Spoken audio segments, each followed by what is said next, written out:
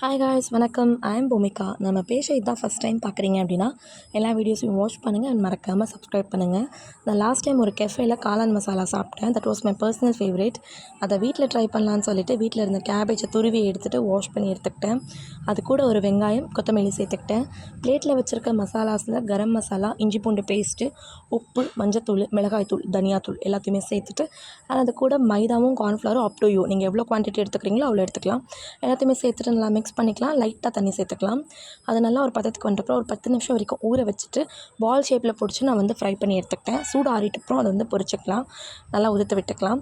And அதுக்கப்புறமா மசாலாவுக்கு கடாயில் எண்ணெய் ஊற்றிட்டு இஞ்சி பூண்டு பேஸ்ட்டு நல்லா வதங்கிட்டப்புறம் வெங்காயம் சேர்த்துட்டு கறிவேப்பிலை, தேவையான உப்பு, மஞ்சத்தூள் சேர்த்துக்கலாம்.